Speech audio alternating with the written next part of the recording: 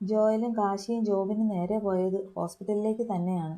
ഇതിനോടകം തന്നെ ക്ലാരയാണ് കൃഷ്ണയുടെ ശത്രുവെന്ന് കുരിശിങ്കലുള്ള എല്ലാവരും അറിഞ്ഞിരുന്നു.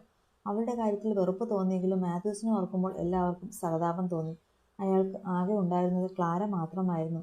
കൃഷ്ണയെ തൊട്ട ക്ലാരയെ ജോയൽ കൊല്ലാതെ വിടില്ലെന്ന് എല്ലാവർക്കും ഉറപ്പായിരുന്നു. അതുകൊണ്ട് തന്നെ മാത്യൂസ് എല്ലാവരിലും ഒരു നോവായി മാറി. എടാ, നിങ്ങളെല്ലാവരും ഇവിടെ കാണില്ലേ? ഞാനൊന്ന് മനയിൽ പോയി ഈ വേഷമൊക്കെ മാറി വരട്ടെ. ഹോസ്പിറ്റലിന്റെ പാർക്കിങ്ങിൽ ജോയൽ വണ്ടി നിർത്തിയപ്പോൾ അതിൽ നിന്ന് ഇറങ്ങിക്കൊണ്ട് കാശി ചോദിച്ചു. നീ ഇനി നീ ഇന്നിനി വരണ്ട കാശി. നാളെ രാവിലെ വന്നാൽ മതി. 2 ദിവസമായി ഇവിടെ തന്നെ അല്ലേ നീ? ഒന്ന് പോയി ഉറങ്ങിയിട്ടൊക്കെ നാളെ രാവിലെ വാ. ഇച്ചായനും തറവാട്ടിലേക്ക് പൊയ്ക്കോ. ഇവിടെ ഞാനും മമ്മിയും ജെസ്സിയും മതി. എടാ, നീ ഒറ്റയ്ക്ക് എങ്ങനെയാ? രോബിൻ സംശയത്തോടെ ചോദിച്ചു. ഒറ്റയ്ക്കല്ലല്ലോ ഇച്ചായ, മമ്മിയും ജെസ്സിയും ഉണ്ടല്ലോ. അല്ലെങ്കിൽ തന്നെ ഇനി ആരെ ഭയപ്പെടാനാണ്? നിങ്ങൾ പോയിട്ട് വാ. ജോയൽ പുഞ്ചിരിയോടെ പറഞ്ഞപ്പോൾ പിന്നെ അവനെ നിഷേധിക്കാൻ അവർക്ക് തോന്നിയില്ല. കാശി തന്റെ കാറിലും ജോബിൻ അവരുടെ കാറിലും വീടുകളിലേക്ക് തിരിച്ചു. ജോയൽ നേരെ കൃഷ്ണയുടെ റൂമിലേക്കും പോയി. അവൻ ചെല്ലുമ്പോൾ കൃഷ്ണ ബെഡിൽ എഴുന്നേറ്റിരിക്കുകയാണ്. ഷെർലിയും ജെസ്സിയും ചേർന്ന് എന്തൊക്കെയോ അടുക്കി വെക്കുകയാണ്. അവരെ ഒന്ന് നോക്കിക്കൊണ്ട് അവൻ കൃഷ്ണയ്ക്ക് അടുത്തേക്ക് ചെന്നു. അവന്റെ സാമീപ്യം തൊട്ടടുത്ത് അറിഞ്ഞതും കൃഷ്ണ തല ഉയർത്തി അവനെ നോക്കി. എനിക്കിവിടെ വേണ്ട ജോ, നമുക്ക് വീട്ടിൽ പോകാം. അവൻ എന്തെങ്കിലും ചോദിക്കുന്നതിന് മുമ്പ് തന്നെ കണ്ണുകൾ നിറച്ചുകൊണ്ട് ചുണ്ട് ചുളുക്കി പറഞ്ഞു. ഡോക്ടർ പറയാതെ എങ്ങനെയാ നമ്മൾ വീട്ടിൽ പോവുക? നിന്റെ ഈ ക്ഷീണമൊക്കെ മാറട്ടെ, എന്നിട്ട് നമുക്ക് വീട്ടിൽ പോകാം. അവളുടെ അടുത്തേക്കിരുന്ന് പുറകിലൂടെ അവളെ ചുറ്റിപ്പിടിച്ചുകൊണ്ട് ജോയൽ വാത്സല്യത്തോടെ പറഞ്ഞു. വേണ്ട ജോ, എനിക്കിവിടെ വല്ലാതെ തോന്നുന്നു. ഞാൻ പലതും ഓർത്തു പോവുക. അമ്മാമ്മ പറഞ്ഞത് സത്യമാണോ ജോ? എനിക്കിനി അമ്മയാവാൻ കഴിയില്ലേ? അവന്റെ നെഞ്ചിലേക്ക് ചാഞ്ഞുകൊണ്ട് അവൾ വിങ്ങലോടെ ചോദിച്ചു. അവളുടെ ചോദ്യം കേട്ട് ജെസ്സിയും ഷേർലിയും ചെയ്യുന്ന ജോലി നിർത്തിവെച്ച് അവളെ വേദനയോടെ നോക്കി. അവളുടെ മനസ്സിൽ സുദേവന്റെ വാക്കുകൾ ആഴത്തിൽ പതിഞ്ഞു പോയെന്ന് അവർക്ക് മനസ്സിലായി. അയാൾ പറയുന്നതൊക്കെ നീ അല്ലാതെ ആരാടി വിശ്വസിക്കുന്നത്? നിന്നെ വേദനിപ്പിക്കാൻ വേണ്ടിയല്ലേ അയാൾ അങ്ങനെയൊക്കെ പറഞ്ഞത്? അയാളുടെ പണി കഴിഞ്ഞ് അയാൾ പോയി. അവളുടെ കണ്ണുകൾ തുടച്ചുകൊണ്ട് അവൻ അവളുടെ തലയ്ക്കൊരു കൊട്ടു കൊടുത്തു. അവരെ ജോയലിന് നേരെ തിരിഞ്ഞുകൊണ്ട് കൃഷ്ണ പതിഞ്ഞ ശബ്ദത്തിൽ ചോദിച്ചു. അതിന് അവനൊന്ന് മൂളുക മാത്രം ചെയ്തു. ഇച്ചായ, ഡോക്ടർ ഇച്ചായനെ കാണണമെന്ന് പറഞ്ഞിരുന്നു. വരുമ്പോൾ ക്യാബിനിലേക്ക് ചെല്ലാൻ പറഞ്ഞു. അവർക്കടുത്തേക്ക് വന്നുകൊണ്ട് ജെസ്സി ജോയലിനോടായി പറഞ്ഞു. അവൻ അപ്പോൾ തന്നെ കൃഷ്ണയ്ക്ക് അടുത്തു നിന്നും എഴുന്നേറ്റു. ഞാൻ പോയി ഡോക്ടറിനെ കണ്ടിട്ട് വരാം. നീ കിടന്നോ. ഒരുപാട് നേരം ഇങ്ങനെ ഇരിക്കണ്ട. അവളെ ബെഡിലേക്ക് ചായ്ച്ചു കിടത്തിക്കൊണ്ട് അവൻ റൂമിന് പുറത്തേക്ക് ഇറങ്ങിപ്പോയി. എന്താ ഡോക്ടർ കാണണമെന്ന് പറഞ്ഞത്? എന്റെ കൃഷ്ണയ്ക്ക് എന്തെങ്കിലും? ക്യാബിനിൽ എത്തിയ ഉടനെ ജോയൽ അല്പം പേടിയോട് ഡോക്ടറിനോട് ചോദിച്ചു. ഏയ് നോ നോ, അങ്ങനെയൊന്നുമില്ല. ഇതിനു മുമ്പ് ഞാൻ സൂചിപ്പിച്ചിരുന്ന കാര്യം ഒന്നുകൂടി ഓർമ്മിപ്പിക്കാൻ വേണ്ടി തന്നെ കാണാമെന്ന് പറഞ്ഞതാണ്, അല്ലാതെ മറ്റൊന്നുമല്ല. ഡോക്ടർ ഒരു പുഞ്ചിരിയോടെ പറഞ്ഞു. എന്താ ഡോക്ടർ? ജോയൽ അവരെ സംശയത്തോടെ നോക്കി. കൃഷ്ണയ്ക്ക് ഒരു കൗൺസിലിംഗ് കൊടുക്കുന്ന കാര്യം ഞാൻ പറഞ്ഞിരുന്നില്ലേ? അതിനെപ്പറ്റി സംസാരിക്കാനാ വരാൻ പറഞ്ഞത്. ഇപ്പോൾ കൃഷ്ണയുടെ ഹെൽത്ത് ഇഷ്യൂസ് എല്ലാം മാറി വരുന്നുണ്ട്. അതിൻ്റെ കൂടെ തന്നെ ഇതും കൂടി അങ്ങ് നടന്നോട്ടെ. പറ്റിയാൽ ഇന്ന് തന്നെ. വേണ്ടാത്ത ചിന്തകൾ മനസ്സിൽ കൊണ്ടു നടന്നാൽ അത് ചിലപ്പോൾ ഹെൽത്തിനെയും ബാധിക്കും. അതുകൊണ്ട് ആദ്യം ഇല്ലാതാക്കേണ്ടത് ആ കുട്ടിയുടെ മനസ്സിൽ പതിഞ്ഞുപോയ അനാവശ്യ ചിന്തകളാണ്. കൃഷ്ണ ഇപ്പോൾ സ്വയം മനസ്സിനെ പറഞ്ഞു പഠിപ്പിക്കുന്നത് തനിക്ക് ഒരിക്കലും അമ്മയാവാൻ കഴിയില്ലെന്നാണ്. ആ ചിന്ത മാറ്റിയെടുക്കണം. അല്ലെങ്കിൽ അത് പിന്നെ ആ കുട്ടിയെ മറ്റു ചിന്തകളിലേക്ക് കൊണ്ടെത്തിക്കും. Like suicide or anything. ഡോക്ടറിന്റെ ഓരോ വാക്കുകളും ജോയൽ ഞെട്ടലോടെയാണ് കേട്ടിരുന്നത്. കുറച്ചു മുമ്പ് തനിക്ക് അമ്മയാകാൻ കഴിയില്ലേ എന്ന് കൃഷ്ണ ചോദിച്ചത് ജോയലിന്റെ മനസ്സിലേക്ക് കടന്നു വന്നു. അവൾ എന്തെങ്കിലും അബദ്ധം കാണിക്കുമോ എന്ന് പോലും അവൻ ഒരു നിമിഷം ഭയന്നു. ഡോക്ടർ, ഞാനിപ്പോൾ എന്താ ചെയ്യേണ്ടത്? അവൻ ചെറിയ പേടിയോടെ ചോദിച്ചു. താനിങ്ങനെ പേടിക്കേണ്ട. ഇവിടെ തന്നെ സൈക്കാട്രിക് ഡിപ്പാർട്ട്മെന്റിലെ ഡോക്ടറാണ് അശ്വന്ത് രാമചന്ദ്രൻ. കാർഡ് ഞാൻ തന്നിരുന്നില്ലേ? നാളെ പോയി കണ്ടാൽ മതി. ഞാനെല്ലാം പറഞ്ഞിട്ടുണ്ട്. പൊയ്ക്കോളൂ. ഡോക്ടർ അവന്റെ പേടി കണ്ട് ഒരു പുഞ്ചിരിയോടെ പറഞ്ഞു. അവർക്കും തിരികെ ഒരു പുഞ്ചിരി കൈമാറിക്കൊണ്ട് ജോയൽ കൃഷ്ണയ്ക്ക് അടുത്തേക്ക് തന്നെ തിരിച്ചുപോയി. അവൻ തിരികെ എത്തുമ്പോഴേക്കും കൃഷ്ണ മയങ്ങിപ്പോയിരുന്നു. അവൻ അവളെ ഉണർത്താതെ തന്നെ ബെഡിലേക്ക് ഇരുന്നുകൊണ്ട് അവളുടെ തല ഉയർത്തി അവന്റെ മടിയിലേക്ക് വെച്ചു. പിന്നെ അവളുടെ മുടിയിഴകളിൽ പതിയെ തലോടി കൊടുത്തു. അവന്റെ ചൂട് അറിഞ്ഞതുപോലെ അവൾ ഒന്ന് ചരിഞ്ഞ് അവന്റെ മടിയിലേക്ക് മുഖം അമർത്തി വെച്ചുകൊണ്ട് അവനെ ഒരു കൈയാൽ ചുറ്റിപ്പിടിച്ചു. അവളുടെ പ്രവൃത്തിയിൽ ഒന്ന് പുഞ്ചിരിച്ചുകൊണ്ട് ജോയൽ വീണ്ടും അവളുടെ തലയിൽ തഴുകിക്കൊണ്ടിരുന്നു. മനയിലെത്തി ഒന്ന് കുളിച്ച് ഫ്രഷായി ഒരു കാപ്പിയും ഇട്ട് കുടിച്ച ശേഷം കാശി നേരെ തന്റെ റൂമിലേക്ക് പോയി. അപ്പോൾ തന്നെ നേരം സന്ധ്യ കഴിഞ്ഞിരുന്നു. അവന്റെ റൂമിൽ കയറി ബെഡിലേക്ക് ഇരുന്നുകൊണ്ട് ഫോൺ കയ്യിലേക്ക് എടുത്തപ്പോൾ തന്നെ അതിലേക്ക് ജോബിന്റെ കോൾ വന്നു. എന്തൊരായുസാ തെണ്ടിക്ക്. അവനെ വിളിക്കാൻ ഫോൺ എടുത്തപ്പോൾ ദേ ഇങ്ങോട്ട് വിളിക്കുന്നു. ഒരു പുഞ്ചിരിയോടെ പറഞ്ഞുകൊണ്ട് കാശി കോൾ അറ്റൻഡ് ചെയ്ത് ചെവിയോട് ചേർത്തു. എവിടെടാ? എത്ര നേരം കൊണ്ട് വിളിക്കുന്നു? ഫോൺ എടുത്തയുടനെ അപ്പുറത്തുനിന്ന് ജോബിൻ്റെ പൂരപ്പാട്ട് കേട്ട് കാശി ഫോൺ അല്പം മാറ്റി പിടിച്ചുകൊണ്ട് ചെവിയിൽ വിരലിട്ട് കറക്കി. എന്തോന്നാടേ, എൻ്റെ ചെവി കേടാക്കിയല്ലോ, കാശി കുറുമ്പോടെ പറഞ്ഞു. സന്ധ്യ ആയപ്പോഴേലും കഥകളെല്ലാം അടച്ചു കുറ്റിയിട്ട് അകത്തെന്താടാ നിനക്ക് പണി? വല്ല പെൺപിള്ളേരെയും വിളിച്ച് കയറ്റിയോ? ജോബിൻ പല്ല് കടിച്ചുകൊണ്ട് ചോദിച്ചപ്പോൾ കാശി സംശയത്തോടെ ഫോൺ ചെവിയിൽ നിന്ന് മാറ്റി പിടിച്ചു. പിന്നെ എന്തോ മനസ്സിലായതുപോലെ വേഗം ഫോൺ തിരികെ ചെവിയിലേക്ക് തന്നെ ചേർത്തു. നീ എവിടെ നിന്നാ ജോബി സംസാരിക്കുന്നത്? ഞാൻ കഥകളെല്ലാം അടച്ചിട്ടിരിക്കുകയാണെന്ന് നീ എങ്ങനെ കണ്ടു? കാശി സംശയത്തോടെ ചോദിച്ചു. വന്ന് കഥക് തുറക്കടാ നാറി. അതൊരു അലർച്ചയായിരുന്നു. കാശി ഞെട്ടലോടെ ഫോണും കളഞ്ഞിട്ട് ബെഡിൽ നിന്ന് ഇറങ്ങി താഴേക്ക് ഓടി. ഓടിക്കിതച്ചു ചെന്ന് വാതിൽ തുറന്നപ്പോൾ മുമ്പിൽ തന്നെ മാറിൽ കൈയും കെട്ടി നിൽപ്പുണ്ട് ജോബിൻ. മുഖം ഒരു കൊട്ട വീർപ്പിച്ചു വെച്ചിട്ടുണ്ട്. കാശി അവനെ മിഴിച്ചു നോക്കി നിന്നുപോയി. നീ നീ എന്താ ഇവിടെ? കാശി കിതച്ചുകൊണ്ട് ചോദിച്ചു. നിന്നെ പീഡിപ്പിക്കാൻ വന്നതാ. എന്തേ, മാറണ്ട അങ്ങോട്ട്. പറയുന്നതിനോടൊപ്പം കാശിയെ മുന്നിൽ നിന്നും തള്ളി മാറ്റി ജോബിൻ അകത്തേക്ക് കയറി. എന്താ പറഞ്ഞേ? കാശി മനസ്സിലാവാത്തതുപോലെ ചോദിച്ചു. അല്ലാതെ പിന്നെ, നിന്റെ നിൽപ്പും ഈ കിതപ്പും എല്ലാം കണ്ടാൽ തോന്നുമല്ലോ നിന്റെ കാമുകൻ രാത്രി മതിലും ചാടി നിന്നെ കാണാൻ വന്നതാണെന്നും. കാശിയെ അടിമുടി ഒന്ന് നോക്കി പൊട്ടി വന്ന ചിരി മറച്ചു വെച്ചുകൊണ്ട് ജോബിൻ കുറുമ്പോടെ പറഞ്ഞു. പോടാ തണ്ടി, നീ എന്താ പറയാതെ വന്നത്? അതല്ലേ ഞാൻ വാതിലെല്ലാം നേരത്തെ അടച്ചിട്ടത്. കാശി ജോബിനെ കൂർപ്പിച്ച് നോക്കിക്കൊണ്ട് പറഞ്ഞു. ആ, എന്നാ പൊന്നുമോൻ എല്ലാം വേഗം പോയി തുറന്നിട്ടോ. ഞാൻ ഇന്ന് ഇവിടെ നിന്റെ കൂടെ നിൽക്കാൻ വന്നതാ. കാശിയെ നോക്കി ഒരു ചിരിയോടെ പറഞ്ഞു ജോബിൻ. അത് ശരി, അപ്പോൾ കുരിശിങ്കൽ സേവകന്റെ കണ്ണ് വെട്ടിച്ച് മാണിക്കശ്ശേരി മനയിൽ അന്തി ഉറങ്ങാൻ വന്നതാണല്ലേ പൊന്നുമോൻ? കാശി മാറിൽ കൈയും കെട്ടി നിന്നുകൊണ്ട് ജോബിനെ അടിമുടി ഒന്ന് നോക്കി. പോടാ. ജോബിൻ അവൻ്റെ വയറിൽ ഒരു കുത്തു കൊടുത്തുകൊണ്ട് പറഞ്ഞു. നീ ഇവിടെ ഒറ്റയ്ക്ക് നിൽക്കുമ്പോൾ ഞാൻ എങ്ങനെയാടാ അവിടെ സുഖമായി ഉറങ്ങുന്നത്? ജോബിൻ്റെ കണ്ണുകൾ എന്തിനോ നിറഞ്ഞു. ഒപ്പം കാശിയുടേത്. ഞാൻ ഒറ്റയ്ക്ക് തന്നെയായിരുന്നു ജോബി. കിച്ചുവും കൂടി പോയപ്പോൾ ശരിക്കും ഒറ്റപ്പെടൽ ഏതാണെന്ന് അറിഞ്ഞിരുന്നു ഞാൻ.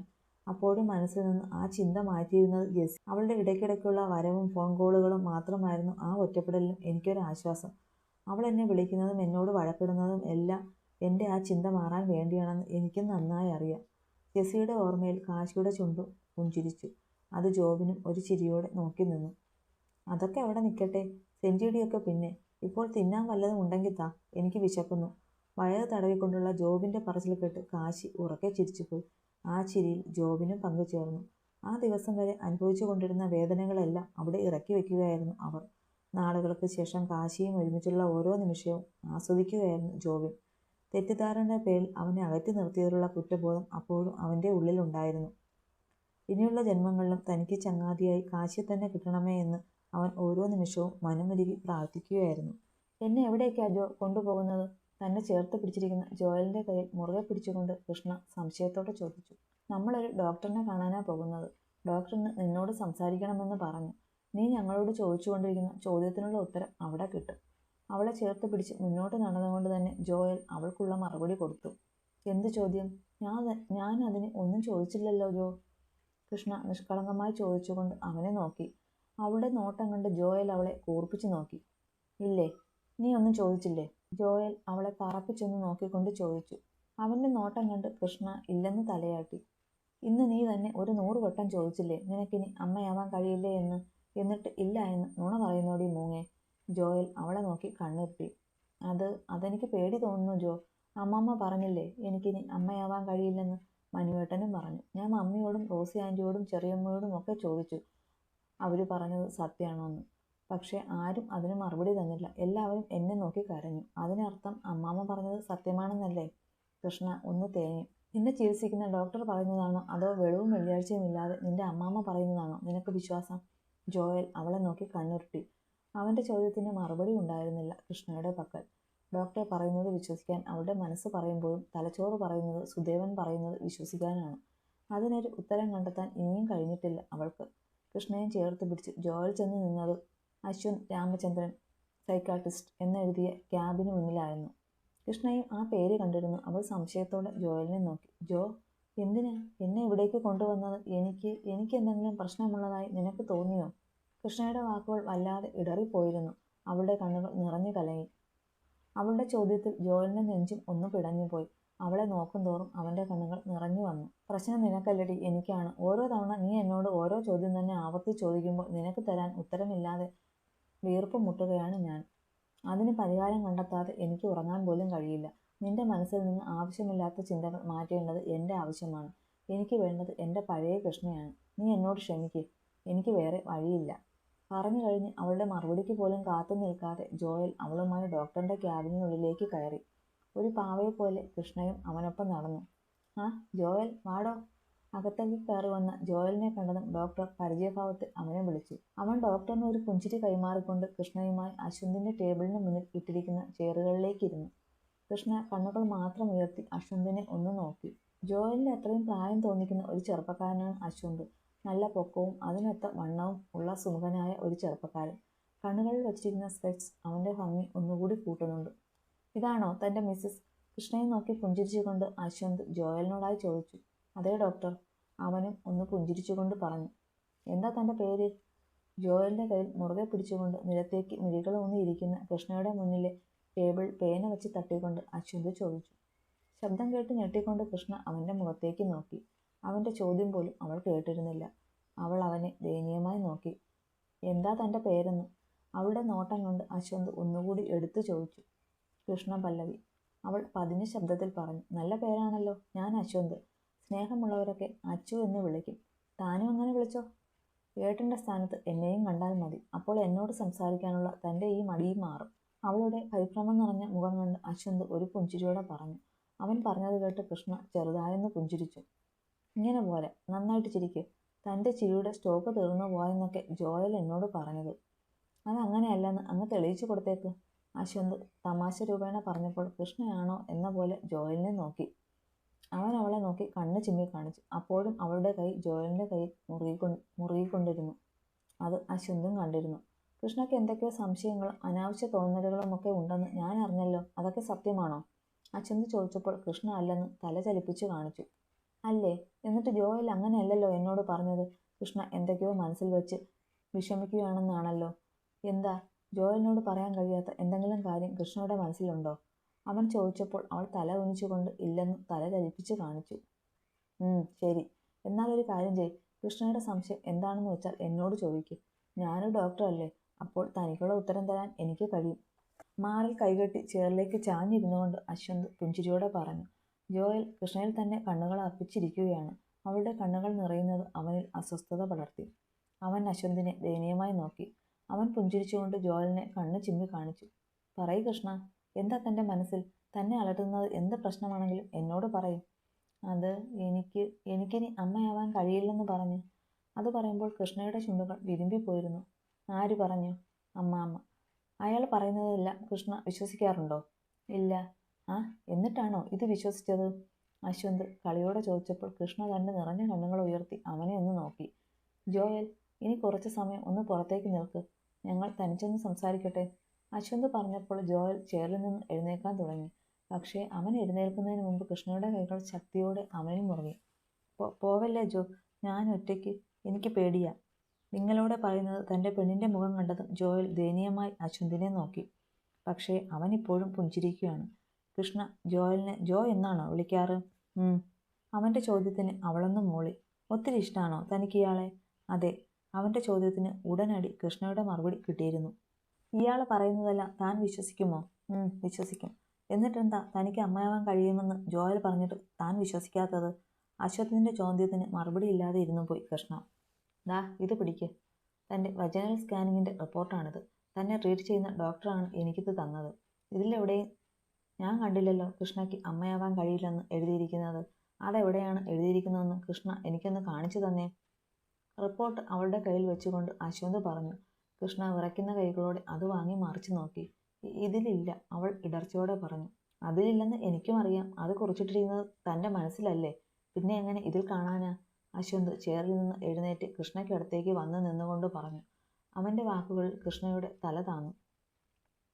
നോക്ക് കൃഷ്ണ, തന്നെ ചികിത്സിക്കുന്ന ഡോക്ടറോ തന്നെ സ്കാൻ ചെയ്ത റിപ്പോർട്ട്സോ എവിടെയും പറയുന്നില്ല തനിക്ക് ഇനി അമ്മയാവാൻ കഴിയില്ലെന്ന്. അത് തൻ്റെ വെറുമൊരു തോന്നൽ മാത്രമാണ്. അതിങ്ങനെ മനസ്സിലിട്ട് താൻ സ്വയം വേദനിപ്പിക്കുകയാണ്. ഒപ്പം ഇയാളെയും വേദനിപ്പിക്കുന്നു. അവൾക്കടുത്തിരിക്കുന്ന ജോയലിനെ കണ്ണു കാണിച്ചുകൊണ്ട് അശ്വന്ത് പറഞ്ഞപ്പോൾ കൃഷ്ണ ജോയലിനെ ഒന്ന് നോക്കി. അവൻ്റെ കണ്ണുകൾ നിറഞ്ഞു കലങ്ങിയിരിക്കുന്നത് കണ്ടപ്പോൾ കൃഷ്ണയുടെ നെഞ്ച് പിടഞ്ഞുപോയി. ഞാൻ പറഞ്ഞു വന്നത് എന്താണെന്ന് വെച്ചാൽ കൃഷ്ണ എപ്പോഴും ഇങ്ങനെ അതുതന്നെ ഓർത്ത് വിഷമിക്കുമ്പോൾ അത് കണ്ടു നിൽക്കുന്ന തന്നോട് സ്നേഹമുള്ളവർക്കും വേദനിക്കും. ഒരു പക്ഷേ താൻ വേദനിക്കുന്നതിൻ്റെ 100 ഇരട്ടി. താൻ ജോയലിനെ ഒത്തിരി സ്നേഹിക്കുന്നില്ലേ? അതുപോലെ ജോയൽ തന്നെയെ സ്നേഹിക്കുന്നുണ്ട്. തൻ്റെ ഈ അവസ്ഥ അയാൾക്ക് വേദന നൽകിയത് കൊണ്ടാണ് ഇപ്പോൾ താൻ എൻ്റെ മുന്നിൽ ഇങ്ങനെ ഇരിക്കുന്നത്. ആരെങ്കിലും പറയുന്ന കുത്തുവാക്കുകൾ കേട്ട് സ്വയം ഒരുങ്ങുമ്പോൾ തനിക്ക് ചുറ്റുമുള്ളവരുടെ വേദനകളും കൂടി മനസ്സിലാക്കാൻ ശ്രമിക്കണം. തനിക്ക് ചുറ്റും ഒരു സ്നേഹവലയം തന്നെയുണ്ട്. തനിക്കൊരു ഭർത്താവുണ്ട്, ഏട്ടനുണ്ട്, കൂട്ടുകാരിയുണ്ട്, ഒരു കുടുംബമുണ്ട്. അവരുടെയൊക്കെ സ്നേഹവാത്സല്യങ്ങളുണ്ട്. ഫസ്റ്റ് പ്രയോറിറ്റി എപ്പോഴും അതിന് തന്നെ ആയിരിക്കണം കൊടുക്കേണ്ടത്. അനാവശ്യ ചിന്തകൾക്കും വേദനകൾക്കും പിന്നീടേ സ്ഥാനം കൊടുക്കാൻ പാടുള്ളൂ. ഇപ്പോൾ തനിക്ക് പറ്റിയ തെറ്റും അവിടെയാണ്. ആ തെറ്റ് നമുക്ക് തിരുത്തണം. തന്നെ വേദനിപ്പിക്കുന്നവരുടെ മുന്നിൽ സന്തോഷത്തോടെ ജീവിച്ച് കാണിക്കുകയാണ് വേണ്ടത്. കുട്ടികൾ ഇനിയും ഉണ്ടാകുമോടോ? കല്യാണം കഴിഞ്ഞിട്ട് വർഷങ്ങളോളം കുട്ടികൾ ഉണ്ടാവാത്ത എത്രയോ പേരുണ്ട്. എന്നിട്ടും അവരൊക്കെ ജീവിച്ചിരിക്കുന്നില്ലേ? നിങ്ങൾക്ക് കുട്ടികൾ ഉണ്ടാവില്ലെന്ന് ഒരു റിപ്പോർട്ട്സും പറയുന്നില്ല. ആദ്യമായി ദൈവം തന്നതിനെ ആ ദൈവം തന്നെ തിരിച്ചെടുത്തുവെന്ന് കരുതിയാൽ മതി. എന്ന് കരുതി ഇനി തരാതിരിക്കില്ലല്ലോ. ഉറപ്പായും തരും. ഇതെൻ്റെ വാക്കാ. കൃഷ്ണയുടെ കൈ പിടിച്ചുയർത്തി അതിലേക്ക് തൻ്റെ കൈ ചേർത്തുകൊണ്ട് അശ്വന്ത് പുഞ്ചിരിയോടെ പറഞ്ഞു. കൃഷ്ണയുടെ ചുണ്ടുകളും പതിയെ പുഞ്ചിരിച്ചു. ദിവസങ്ങൾക്ക് ശേഷം കാണുന്ന അവളുടെ ആ ചിരിയിൽ ജോയലിൻ്റെ കണ്ണുകൾ നിറഞ്ഞു തുളുമ്പിപ്പോയി. അവൻ ആശ്വാസത്തോടെ ഒന്ന് നിശ്വസിച്ചുകൊണ്ട് ചെയറിൽ നിന്നും എഴുന്നേറ്റു. അവനൊപ്പം കൃഷ്ണയും എഴുന്നേറ്റു. ഇനി ധൈര്യമായി പൊയ്ക്കോളൂ. കൃഷ്ണയുടെ മനസ്സിൽ ഇനി ഒരു അനാവശ്യ ചിന്തകളും കടന്നു വരില്ല. അവൾ നല്ല കുട്ടിയല്ലേ? And she's bold. അല്ലേ കൃഷ്ണ? ഇനി അമ്മയാവാൻ കഴിയില്ലെന്ന് കരുതി വിഷമിച്ചിരിക്കുമോ? ഇല്ല, കൃഷ്ണ പുഞ്ചിരിയോടെ പറഞ്ഞു. അവളുടെ മറുപടി പുഞ്ചിരിച്ചുകൊണ്ട് അശ്വന്ത് തൻ്റെ ചെയറിലേക്ക് തിരികെ ഇരുന്നു. Thank you doctor. ജോയൽ അത്യധികം സന്തോഷത്തോടെ അശ്വന്തിൻ്റെ കരം കവർന്നു. പിന്നെ കൃഷ്ണയെയും ചേർത്ത് പിടിച്ച് ക്യാബിന് പുറത്തേക്ക് നടന്നു. അവർ പോകുന്നത് നോക്കി ഒരു ചിരിയോടെ അശ്വന്ത് തൻ്റെ ചെയറിലേക്ക് ചാഞ്ഞിരുന്നു. ജോ. പുറത്തേക്ക് ഇറങ്ങിയതും കൃഷ്ണ പതിഞ്ഞ ശബ്ദത്തിൽ അവനെ വിളിച്ചു. ജോയൽ എന്താ എന്ന പോലെ സംശയത്തോടെ അവളെ നോക്കി. ഞാൻ ഒത്തിരി വേദനിപ്പിച്ചു അല്ലേ? കണ്ണു നിറച്ച് ചോദിക്കുന്ന കൃഷ്ണയെ കണ്ടപ്പോൾ ജോയലിന് അവളോട് എന്തെന്നില്ലാത്ത വാത്സല്യം തോന്നി. അവളുടെ ചോദ്യത്തിന് അവൻ മറുപടി പറഞ്ഞില്ല. പകരം അവളെ തന്നിലേക്ക് ചേർത്ത് നിർത്തി ആ നെറ്റിയിൽ തൻ്റെ ചുണ്ടുകൾ പതിപ്പിച്ചു. അവൻ്റെ കണ്ണുകളിൽ നിന്ന് കണ്ണുനീർ ഒഴുകി കൃഷ്ണയുടെ കവിളിൽ വീണു ചിതറി.